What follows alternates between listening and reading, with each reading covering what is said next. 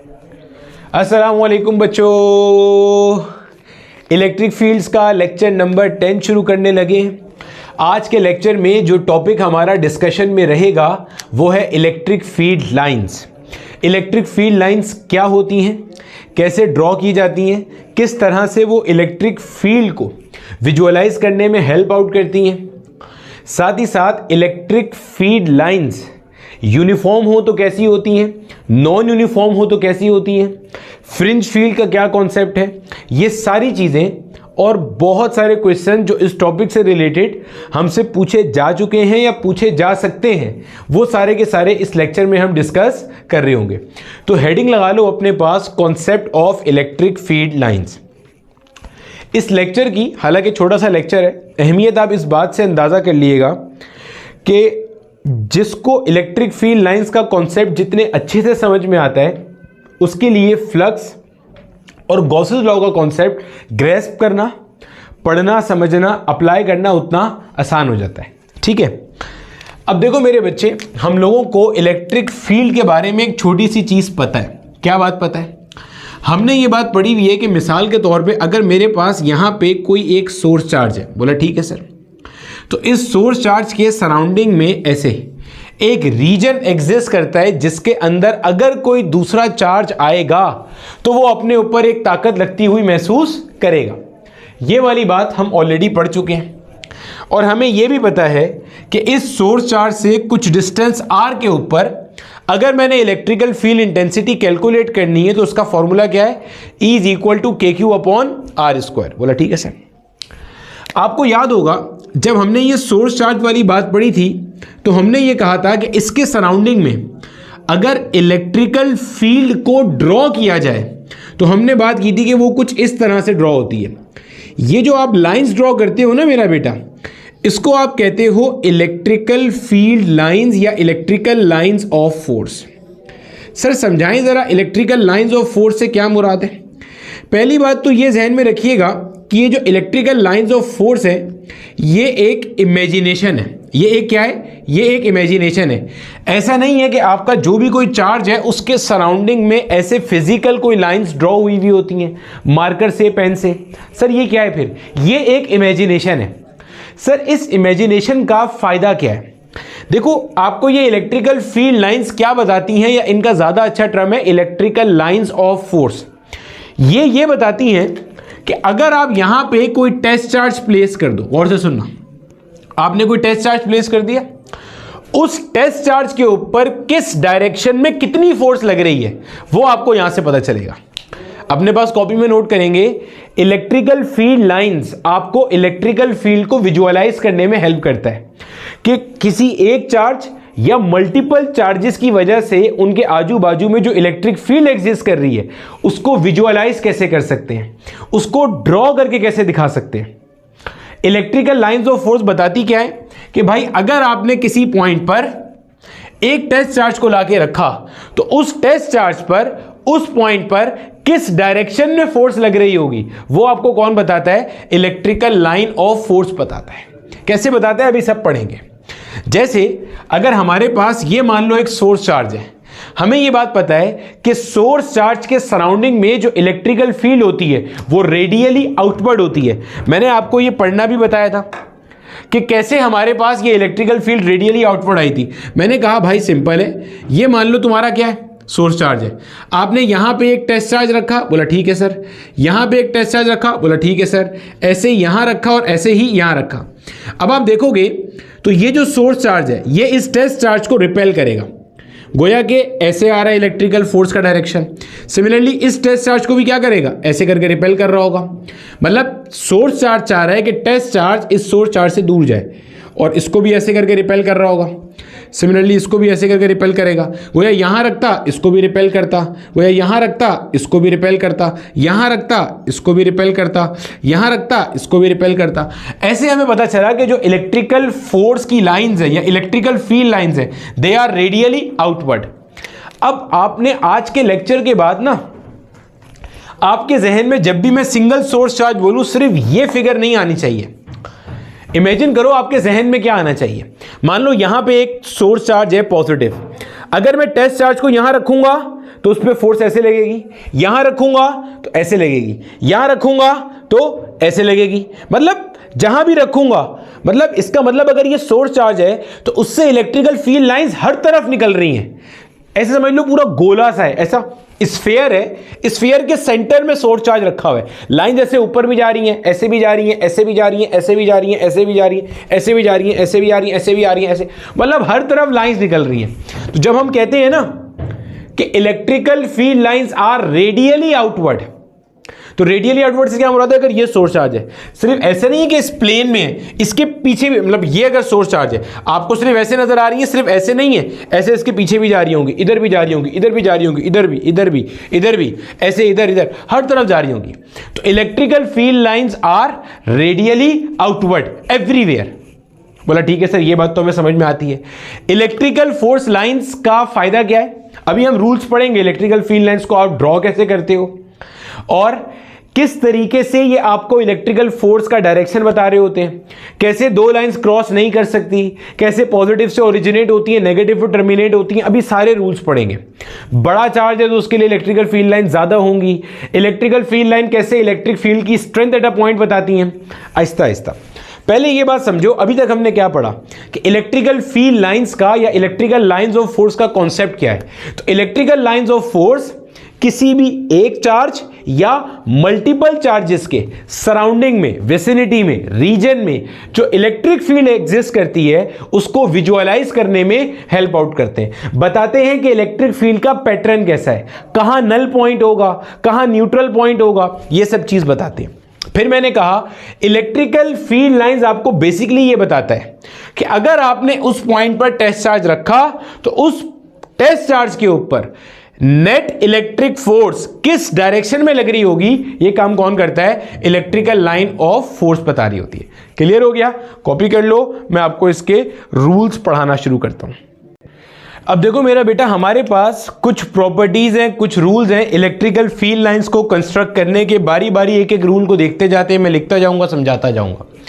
Number 1, electrical field lines always originate from positive charge and infinity, यहां पर एक छोटा सा लिख लेना, and infinity, and terminate on negative charge and infinity, and do not start or stop in mid space. Sir वो जो बीच में आपने पॉइंट लिखवाया है, इससे क्या मुराद है? अभी समझाते हैं। पहले ये पॉइंट समझो, ये कह रहा क्या है? ये कह रहा है इलेक्ट्रिकल फील्ड लाइंस आप बनाओगे तो सही, डायरेक्शन भी होगी उनकी, कहां से कहां जा रही होंगी। तो आप बोलोगे sir they are originating from positive और टर्मिनेट कहां हो रही है? नेगेटिव पे।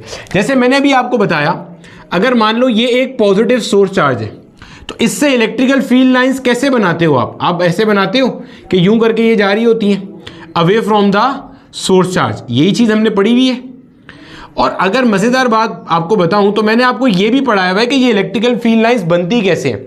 आप यहां पे टेस्ट चार्ज रखो, देखो इस टेस्ट चार्ज के ऊपर फोर्स किस सिम्त में लग रही है, वही इलेक्ट्रिकल लाइन ऑफ फोर्स का डायरेक्शन है। सिमिलरली अगर आपको बोला जाए जरा नेगेटिव सोर्स चार्ज के लिए बताओ, तो भाई नेगेटिव सोर्स चार्ज के लिए कैसे होगा?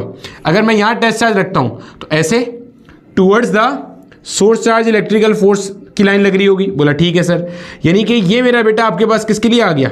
ये आपके पास आ गया नेगेटिव सोर्स चार्ज के लिए। अब आप देखो ये पॉजिटिव सोर्स चार्ज से लाइन इनिशिएट हो रही है, ओरिजिनेट हो रही है, लेकिन इस केस में चूंकि एक ही चार्ज है तो टर्मिनेट कहां हो रही है? ये लाइंस इंफिनिटी पे जाके टर्मिनेट हो रही हैं। इंफिनिटी का मतलब ये नहीं होता बहुत दूर, इंफिनिटी का मतलब ये होता है वो जगह जहां पे इलेक्ट्रिक फील्ड खत्म हो जाएगी। तो ये लाइन ऐसे जाएंगी, दूर जाएंगी, कहां पे जाके टर्मिनेट होंगी? इंफिनिटी पे। ओरिजिनेट कहां से हुई है? पॉजिटिव से। बोला ठीक है। सिमिलरली ये लाइंस कहां टर्मिनेट हो रही है? नेगेटिव चार्ज पे। ओरिजिनेट कहां से हुई है? इंफिनिटी से। तो मैंने आपको यही बात बताई थी कि इलेक्ट्रिकल लाइंस ओरिजिनेट होती हैं फ्रॉम द पॉजिटिव चार्ज या इंफिनिटी और टर्मिनेट होती हैं एट द नेगेटिव चार्ज या इंफिनिटी। तो ओरिजिनेट हो रही हैं from the positive charge, terminate हो रही हैं एट इंफिनिटी। यहां पे टर्मिनेट हो रही हैं एट इंफिनिटी और ओरिजिनेट कहां से होती हुई आ रही हैं? सॉरी, टर्मिनेट हो रही है नेगेटिव चार्ज पे और आपके पास इनिशिएट कहां से होती हुई आ रही है? इंफिनिटी से। भाई ये कहां से आ रही है? इंफिनिटी से आ रही है ना। पॉइंट समझ में आ रहा है? इसी तरीके से अगर आपके पास एक पॉजिटिव और एक नेगेटिव सोर्स चार्ज होता फिर कैसे बनाते, वो भी समझ लो भाई जरा। देखो जरा, अगर मान लो आपके पास ऐसे एक पॉजिटिव चार्ज होता और एक ऐसे नेगेटिव चार्ज होता, कैसे बनाते भाई? ऐसे करके बनाते। परेशान नहीं हो, अभी आहिस्ता आहिस्ता सब सीखेंगे, अभी तो कॉन्सेप्ट नया नया है। ये देखो ऐसे, यहां से पॉजिटिव से नेगेटिव की तरफ, ऐसे ऐसे,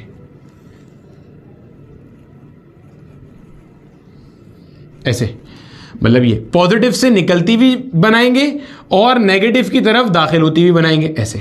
अब देखो आपको ये पॉइंट समझ में आ रहा है कि electrical field lines always begin from positive charge and terminate on negative charge and do not start or stop in mid space. ऐसा नहीं है बीच में रुक जाएंगी। क्लियर हो गई यहां तक की बात? बोला ठीक है सर, समझ में आती है। अब आते हैं अगले पॉइंट की तरफ। अब देखो अगला पॉइंट क्या है? The tangent to a field line at any point, आपको कह रहा है टेंजेंट अगर आप ड्रॉ करो फील्ड लाइन के ऊपर eight any point, it will give the direction of electric field at that point. सबसे ज्यादा कमाल का या सबसे ज्यादा अहमियत वाला पॉइंट यही वाला है।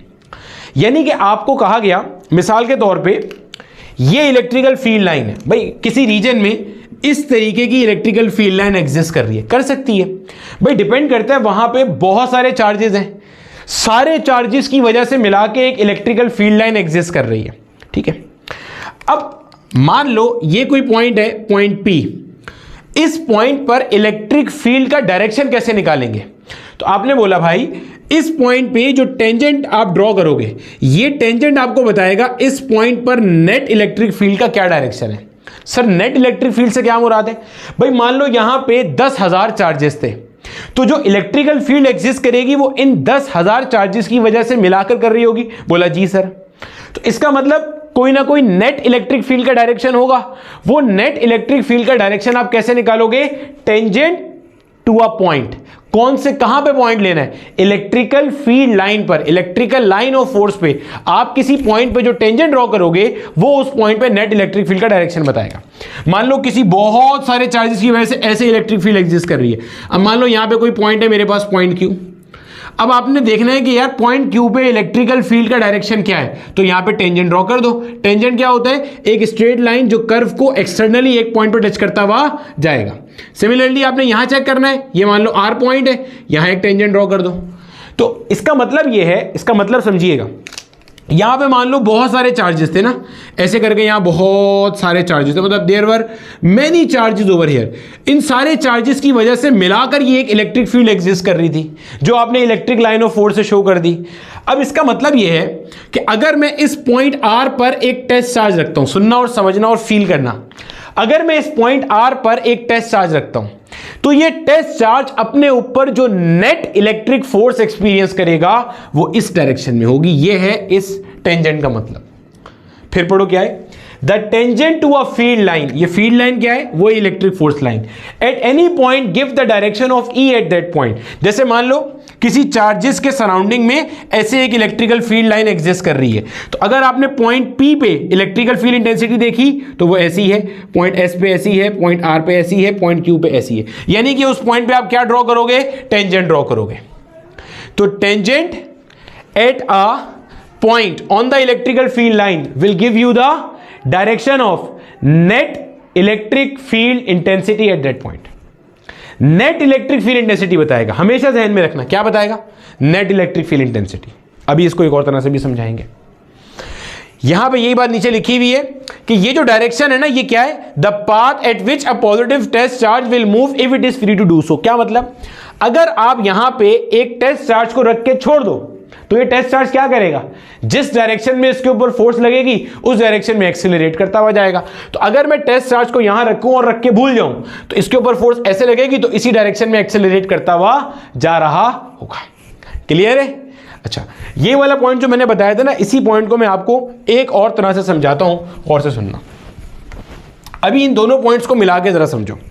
हमने अभी एक बात पढ़ी, मैंने आपको कहा कि जो इलेक्ट्रिकल फील्ड लाइंस हैं मेरे बच्चे, वो पॉजिटिव चार्ज से निकलती हैं और नेगेटिव चार्ज पे टर्मिनेट होती हैं। ऐसे ही था? बोला सर ऐसे ही था, अभी आपने पढ़ाया हमें ये बात।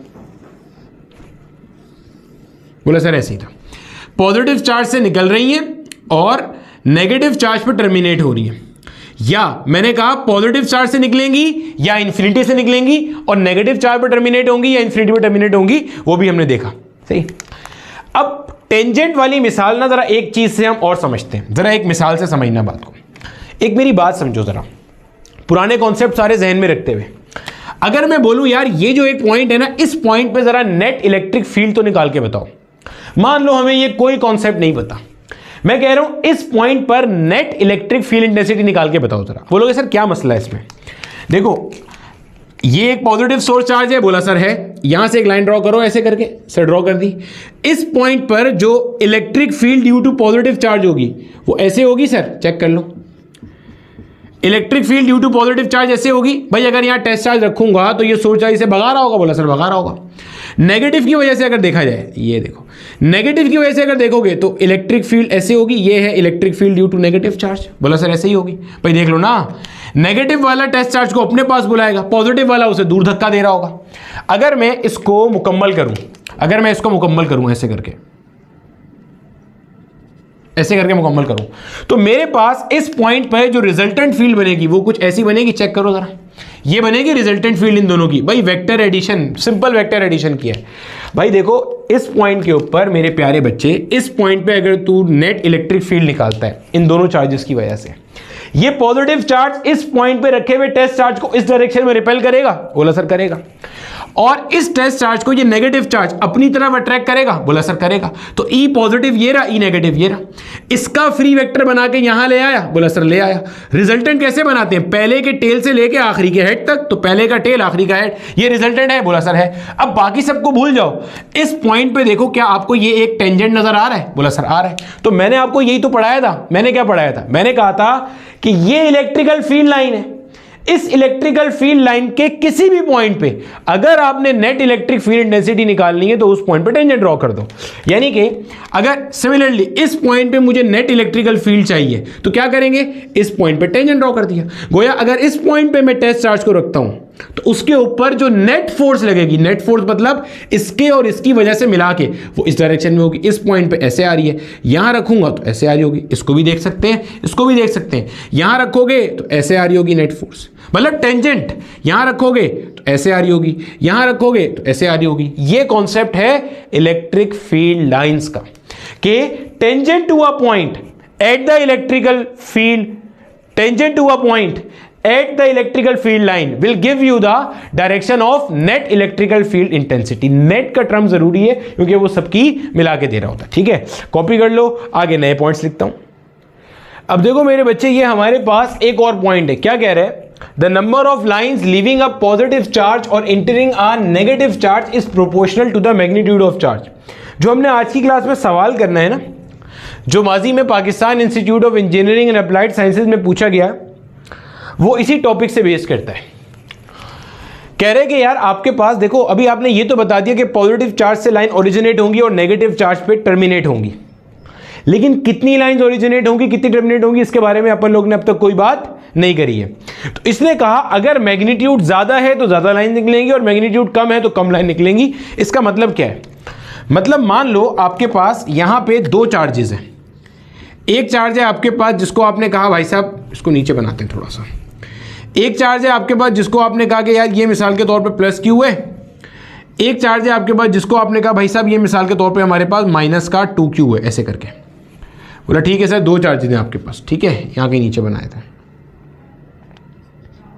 ये प्लस क्यू है और ये आपके पास क्या है, -2q। अब देखो इधर, अब आपको ये चीज दिख रही है कि जो चार्ज नंबर 2 है, यानी कि ये वाला चार्ज, इसका मैग्नीट्यूड 2 गुना है इसके मुकाबले में।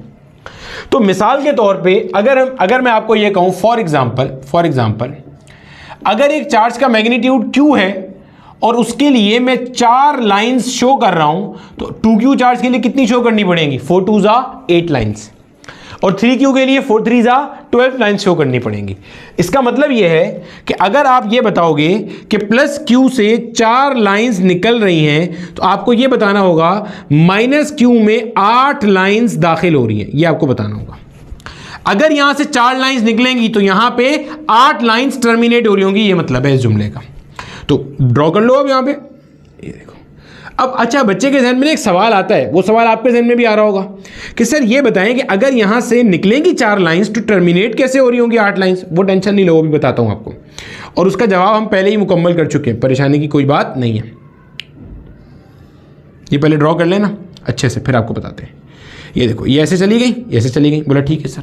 पॉजिटिव से FA जा रही है, नेगेटिव की तरफ जा रही है, ऐसे आ गई, ऐसे आ गई।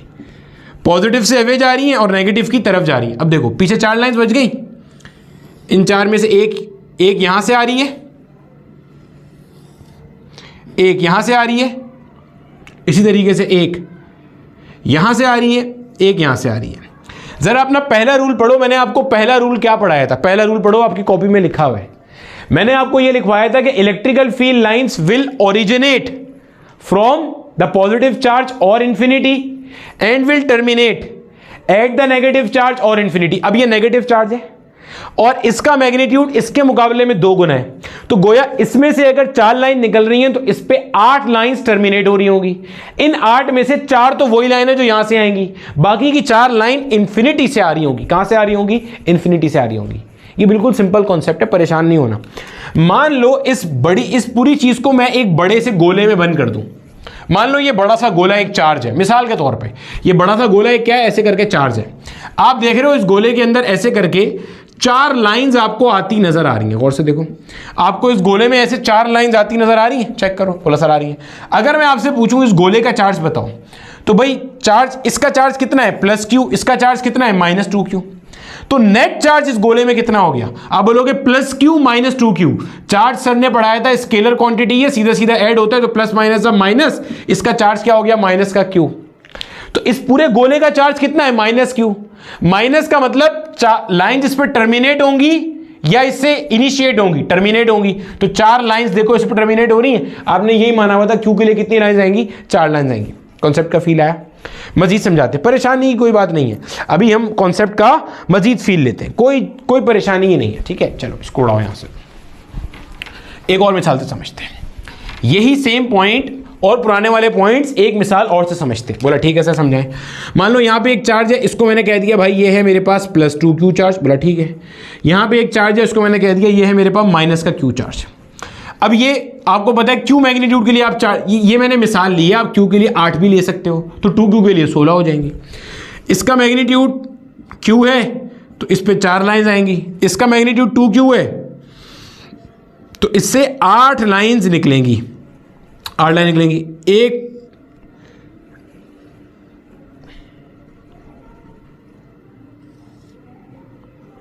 अबे सही से बन जा। एक लाइन ये रही। बोला ठीक है सर। और एक लाइन ये रही। बोला ठीक है सर, ये 2 लाइंस हो गई।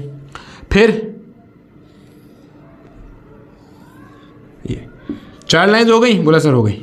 अब ये देखो, एक यहां से आ रही है, एक यहां से आ रही है, एक यहां से आ रही है, एक यहां से आ रही है। ये सारी लाइंस ऐसे निकलने वाली है, ये ऐसे ऐसे सारी लाइंस ऐसे ही हैं। अब आप गौर से देखो, आपको समझ में आ जाएगा कॉन्सेप्ट, कोई टेंशन नहीं है। आपको कॉन्सेप्ट करना एकदम अभी फील आ जाएगा थोड़ी देर में। देखो इधर, पहली चीज आपने ये समझ लेनी है कि ये जो हमने लाइंस बनाई है ना, इसका मकसद क्या है।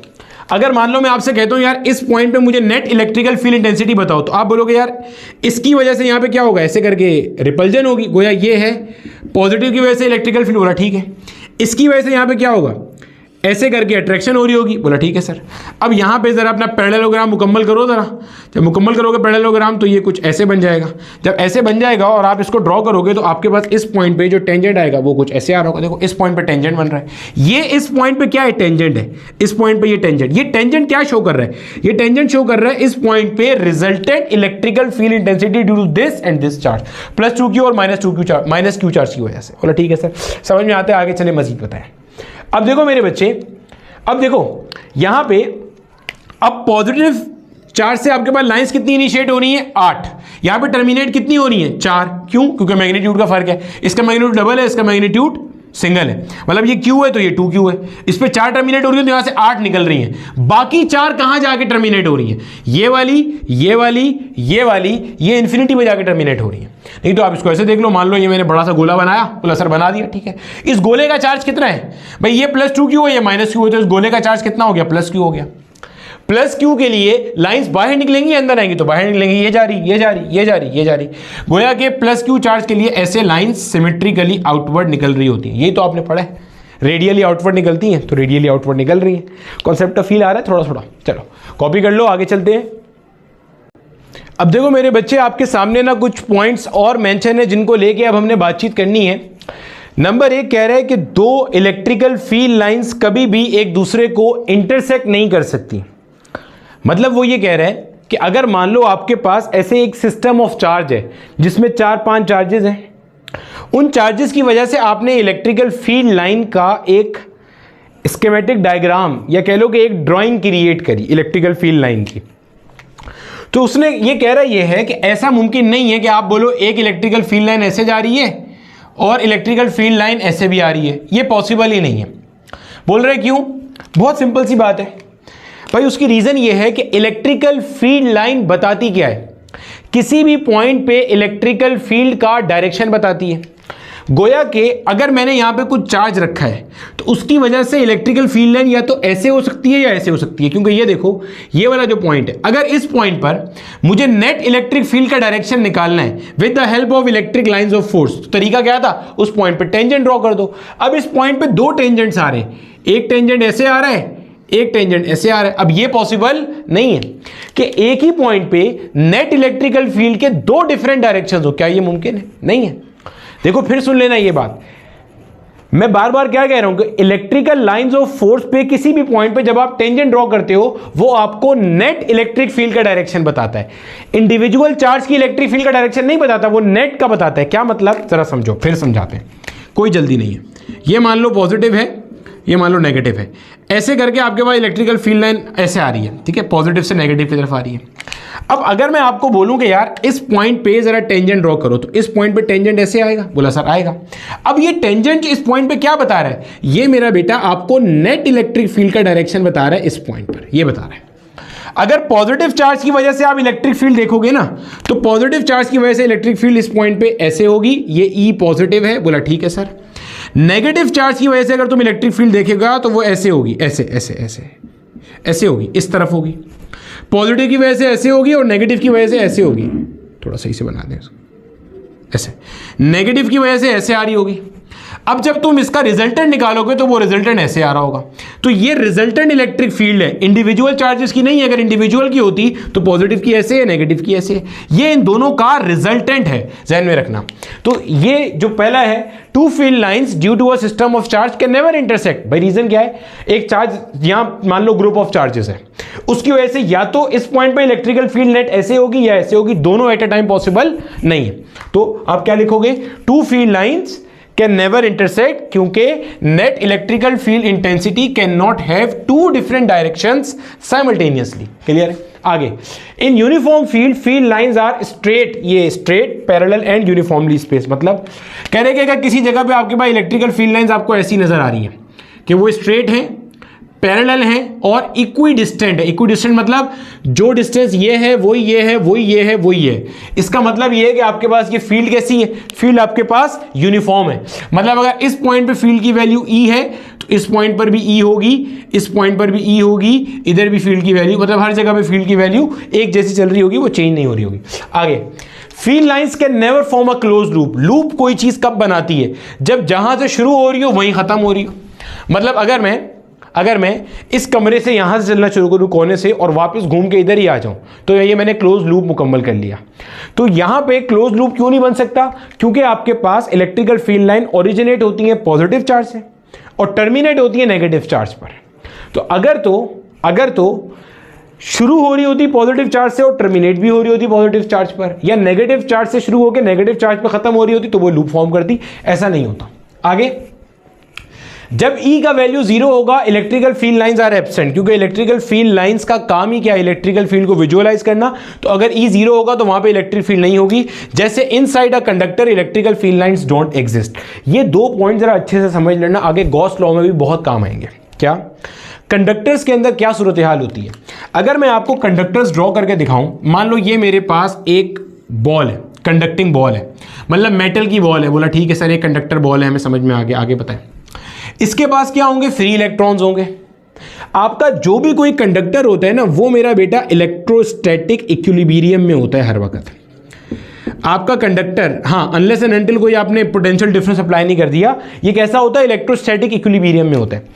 इक्विलिब्रियम का मायना क्या होता है, इक्विलिब्रियम का मायना ये होता है कि नेट फोर्स जीरो है, यानी कि आपके पास यहां पे जितने भी फ्री इलेक्ट्रॉन्स है ना, इनके ऊपर जो नेट फोर्स एक्ट कर रही है वो कैसी है, जीरो है। मतलब समझना, इसके अंदर जो फ्री इलेक्ट्रॉन्स हैं वो रैंडमली मूव कर रहे होंगे, लेकिन एक्सेलरेटेड मैनर में नहीं मूव कर रहे होंगे। ये कंडक्टर पूरा इलेक्ट्रोस्टैटिक इक्विलिब्रियम में, मतलब कहीं पे कोई करंट नहीं है, सब फ्री इलेक्ट्रॉन्स रैंडमली मूव कर रहे हैं, और कहीं पे भी आपके पास ऐसा नहीं है कि ये जो फ्री इलेक्ट्रॉन्स हैं ये एक डायरेक्शन में मूव कर रहे हैं या एक्सेलरेटेड मोशन कर रहे हैं या इनमें से किसी के ऊपर कोई फोर्स लग रही है। ये तो तब था जब आप फ्री इलेक्ट्रॉन्स रैंडमली मूव कर रहे हैं।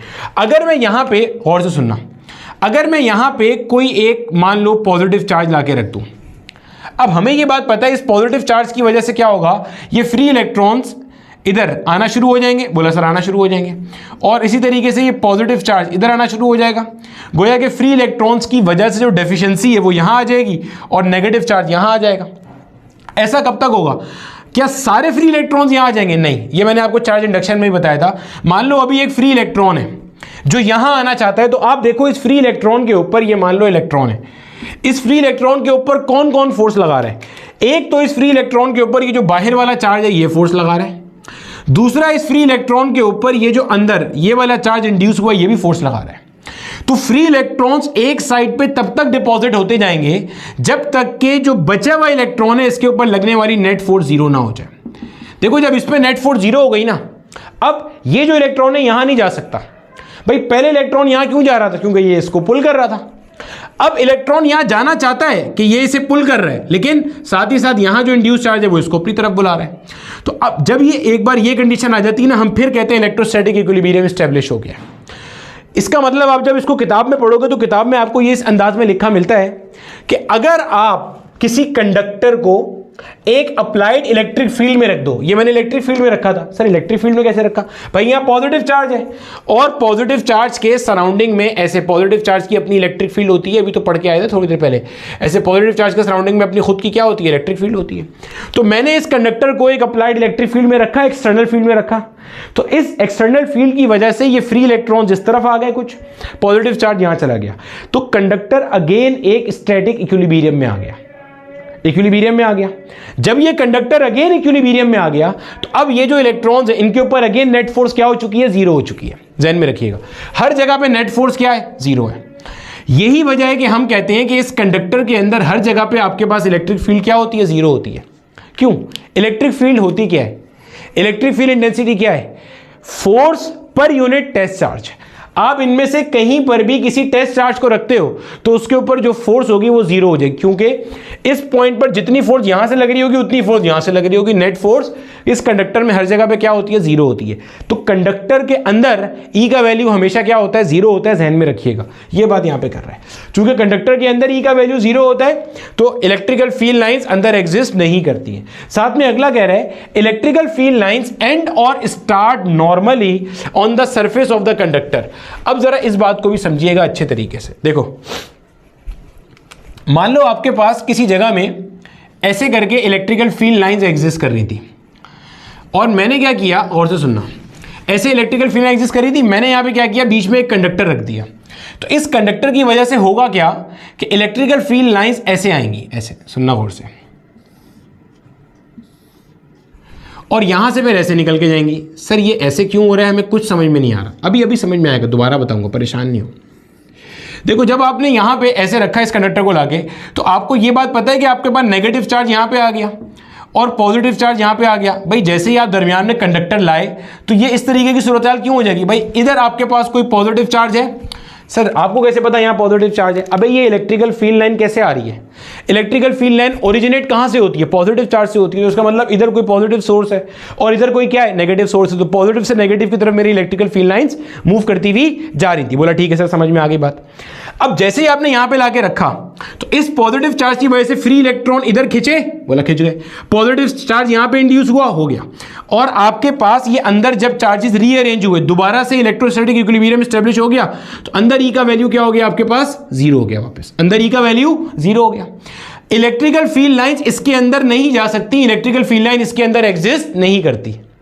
तो कंडक्टर के अंदर इलेक्ट्रिक फील्ड एग्जिस्ट नहीं करती, ये बात मैंने आपको पहले भी पढ़ाई थी। मैंने आपको तब एक और तरह से समझाई थी ये बात। मैंने कहा था अंदर कंडक्टर के अंदर एक रिवर्स इलेक्ट्रिकल फील्ड बनती है, और ये जो रिवर्स इलेक्ट्रिकल फील्ड बनती है ये इस इलेक्ट्रिकल फील्ड को कैंसिल आउट कर देती है, जिसकी वजह से net electrical field inside a conductor is always zero.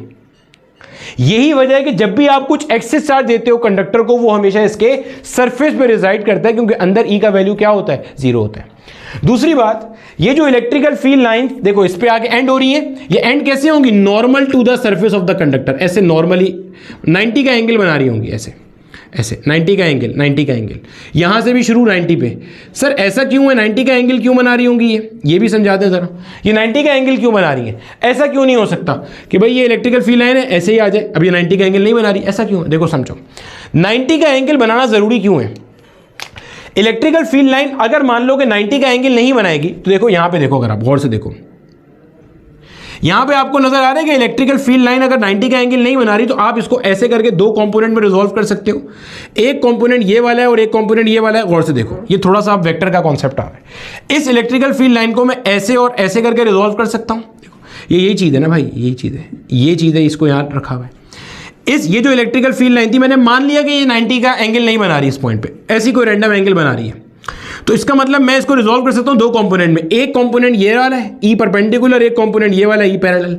E perpendicular इस पे 90 का कंपोनेंट बना रहा है और ई पैरेलल ये रहा। देखो मैं क्या बता रहा हूं, आपने कहा कि मान लो थोड़ी देर के लिए कि ये वाला पॉइंट गलत है, इलेक्ट्रिकल फील्ड लाइन सरफेस पे 90 डिग्री का एंगल नहीं बना रही, तो मान लो ऐसे आने के बजाय इलेक्ट्रिकल फील्ड लाइन ऐसे आ गई, तो मैंने कहा इसको दो कंपोनेंट में रिजॉल्व कर लो, इसके दो कंपोनेंट हो जाएंगे ना इस वाले के। ये इलेक्ट्रिकल फील्ड लाइन आ रही है सरफेस पे ऐसे 90 का एंगल नहीं बना रही, एक कंपोनेंट ऐसा हो जाएगा, एक कंपोनेंट ऐसा हो जाएगा।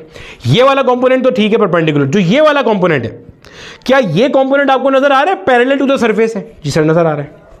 ये वाला कंपोनेंट, क्या ये कंपोनेंट आपको पैरेलल टू द सरफेस नजर आ रहा है? बोला सर आ रहा है पैरेलल टू सरफेस। अब अगर ये पैरेलल टू द सरफेस है, इसका मतलब यहां पे अगर कोई चार्ज मौजूद है तो इसके ऊपर ये इलेक्ट्रिक फील्ड फोर्स अप्लाई करेगी। इलेक्ट्रिक फील्ड क्या होती है? Force per unit charge. तो ये जो इलेक्ट्रिक फील्ड का पैरेलल कंपोनेंट है वो इस चार्ज पे फोर्स अप्लाई करेगा? बोला सर करेगा। तो इसका मतलब ये चार्ज यहां से सरफेस पे मूव करेगा, एक्सेलरेटेड मोशन। भाई एक चार्ज ऐसे सरफेस पे पड़ा हुआ है, इसके ऊपर इलेक्ट्रिक फील्ड आ रही है इधर, तो इलेक्ट्रिक फील्ड क्या है? फोर्स पर यूनिट चार्ज, तो इस पे फोर्स लगेगी, तो गोया ये आगे जाएगा एक्सेलरेटेड मैनर में। इसका मतलब यहां पे सरफेस पे करंट एग्जिस्ट करेगा। जबकि हमें ये बात पता है कि कंडक्टर में जब वो इलेक्ट्रोस्टैटिक इक्विलिब्रियम में होता है, कोई करंट ना सरफेस पे ना अंदर, कहीं कोई करंट नहीं होता, करंट का वैल्यू जीरो होता है। ये पॉइंट अच्छा पॉइंट है, मुश्किल से समझ में आता है लेकिन समझ लेना। केपीके बोर्ड में एक डायग्राम बनी हुई है, वो डायग्राम आपको इसी पॉइंट की बदौलत समझ में आएगी। मैं फिर रिपीट कर रहा हूं, देखो मैंने आपको कहा कि आपके पास जो इलेक्ट्रिकल फील्ड लाइंस हैं ये टर्मिनेट होंगी ऑन द सरफेस परपेंडिकुलर।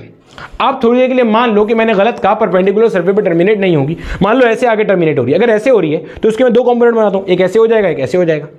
जो पैरेलल वाला कंपोनेंट है वो सरफेस पे जो पैरेलल चार्ज है उसको एक्सेलरेट कराता हुआ लेके जाएगा। बोला सर लेके जाएगा। तो इसका मतलब आप ये कह रहे हो कि सरफेस पे करंट एग्जिस्ट करेगा, जबकि हमने ऑब्जर्व किया कि कोई भी कंडक्टर अगर इलेक्ट्रिक फील्ड में रखा जाएगा तो उसके ऊपर करंट एग्जिस्ट नहीं कर सकता अनलेस एंड अनटिल आप पोटेंशियल डिफरेंस क्रिएट ना करो, जो कि हमारा अगले से अगले चैप्टर का टॉपिक है, करंट कैसे फ्लो करते हैं। क्लियर है? तो अपने बात लिख लेना कि इलेक्ट्रिकल फील्ड लाइंस एंड और start normally on the surface of the conductor if the electrical field lines were not perpendicular to the surface of the conductor, then a parallel component of electrical field would have been there that would have accelerated the charge parallel to the surface of the conductor, जिसकी वजह से current flow करता है, जो कि ऐसा observation में कभी भी नहीं आया। आगे आपको कहता है relative closeness of the electrical field lines represent relative strength of the electrical field at a point। अब ये कह रहा क्या है? अब ये कह रहा है कि अगर मान लो ऐसा कोई रीजन है कि जिसके अंदर इलेक्ट्रिकल फील्ड ऐसे हैं, कहीं पे करीब है कहीं पे दूर है, तो कह रहा ये है पॉइंट x पे अगर तुम इलेक्ट्रिक फील्ड कैलकुलेट करेगा तो वो ज्यादा होगी और पॉइंट y पे इलेक्ट्रिक फील्ड की वैल्यू क्या होगी? कम होगी। मतलब जितना इलेक्ट्रिकल फील्ड लाइंस करीब करीब है, जितना इलेक्ट्रिकल फील्ड लाइंस की डेंसिटी ज्यादा है, उतना इलेक्ट्रिकल फील्ड की इंटेंसिटी ज्यादा होगी, स्ट्रेंथ ज्यादा होगी। जितना इलेक्ट्रिकल फील्ड लाइन दूर दूर बनी हुई है, इसका मतलब स्ट्रेंथ ऑफ इलेक्ट्रिकल फील्ड उतनी क्या होगी? यहां पे कम होगी। बोला ठीक है सर, यहां तक की बात हमें अच्छे से समझ में आती है कि relative closeness of electrical field line represent relative strength of the electrical field at a point. X पे ज्यादा होगी, यहां पे कोई पॉइंट मैंने ए बना दिया तो ए पे और ज्यादा होगी, यानी आप बोलोगे इलेक्ट्रिकल फील्ड एट ए और ज्यादा है किसके मुकाबले में, इलेक्ट्रिकल फील्ड एट एक्स के मुकाबले में। मान लो यहां कहीं पे ए पॉइंट है इलेक्ट्रिकल फील्ड में। क्लियर हो गया? कॉपी कर लो, इसके कुछ सवालात करते हैं। अब देखो मेरा बेटा, ये हमारे पास एक पुराना सवाल है जो केपीके बोर्ड की और पंजाब बोर्ड की पुरानी टेक्स्ट बुक थी, उसके अंदर भी एंड ऑफ चैप्टर प्रॉब्लम में ये क्वेश्चन मेंशन था। मतलब ये वाले 2 पॉइंट्स नहीं थे उसके अंदर, लेकिन बाकी चीज़ें उसके अंदर भी थी। और ये सवाल पूछा गया है Pakistan institute of engineering and applied sciences 2013 के अंदर। सवाल इंटरेस्टिंग है, जितना कुछ आपने अब तक पढ़ा इलेक्ट्रिक फील्ड के अंदर सारी की सारी नॉलेज को इनकम्पास किए हुए। कहता है few electrical field lines for a system of 2 charges Q1 and Q2 fixed at 2 different points on the x axis are shown. ये एक्स एक्सिस पे कोई लाइन है, उसमें 2 चार्जेस हैं Q1 Q2, आपने ऐसे शो किया हुआ है। ये लाइंस क्या सजेस्ट करती है कि Q1 का मैग्नीट्यूड Q2 से ज्यादा है। ये मॉड बार्स लगी हुई है, ध्यान में रखना। ये क्या है, ये मॉड बार्स हैं। या Q1 का मैग्नीट्यूड Q2 से कम है। आपने कुछ नहीं करना, आगे लाइंस देख लो। Q1 से गिनो लाइंस निकल कितनी रही हैं। Q1 यहां से आपको यह बात भी समझ में आ रही होगी, हालांकि इसने पूछा नहीं है, लेकिन देख के पता चल रहा है कि Q1 पॉजिटिव है क्योंकि इससे लाइंस निकल रही हैं, और Q2 आपके पास कैसा है, नेगेटिव है कि इसके पास लाइंस दाखिल हो रही हैं। अब आप देखोगे तो Q1 से लाइंस कितनी निकल रही हैं, 1 2 3 4 5 6 7 8 9 10 11 12 13। आपको पता चल गया Q1 से 13 लाइंस निकल रही हैं। Q2 में देखो दाखिल कितनी हो रही हैं, 1 2 3 4 5 6 7 8 9। आपको पता चल गया Q2 में 9 लाइंस दाखिल हो रही हैं। तो क्या समझ में आया? समझ में यह आया कि Q1 का वैल्यू बड़ा है और Q2 का वैल्यू छोटा है, तो Q1 is greater than Q2। एक पॉइंट ये सही हो गया, Q1 is greater than Q2। जब भी आपके पास ऑप्शन में ऐसा कुछ आ जाए ना कि यार कोई से 2 ऑप्शन भी सही हो सकते हैं, बोथ ए एंड डी या बोथ ए एंड सी, तो आपने बाकी सारे ऑप्शन भी लाजमी क्या करने हैं, चेक करने हैं या टेस्ट करने हैं। तो अगर मैं यहां पे आपके सामने ड्रॉ करूं तो अब आपको देखो एक बात पता चल गई है, क्या कि ये एक पॉजिटिव चार्ज है Q1, और यहां पे आपके पास इससे कुछ फासले के ऊपर इधर एक नेगेटिव चार्ज है आपका Q2। ठीक है, ये नेगेटिव है और ये पॉजिटिव है। बोलो सही है सर। अब देखो मेरे बच्चे, आपको ये बात पता है, क्या बात पता है आपको? आपको ये बात पता है, मैंने आपको पहले भी केसेस बना के सिखाया था और बताया था Q1 का वैल्यू आपको नजर आ रहा है ज्यादा है और Q2 का वैल्यू कम है। एक बात तो आपको पता है कि इलेक्ट्रिकल फील्ड इस पूरे रीजन में दरमियान में कहीं जीरो नहीं हो सकती। या तो इलेक्ट्रिक फील्ड यहां जीरो होगी या यहां जीरो होगी। इस केस में मैंने यहां जीरो क्यों नहीं हो सकती कहीं भी, क्योंकि इलेक्ट्रिक फील्ड के जीरो होने के लिए दोनों चार्जेस की वजह से इलेक्ट्रिक फील्ड का डायरेक्शन अपोजिट होना चाहिए।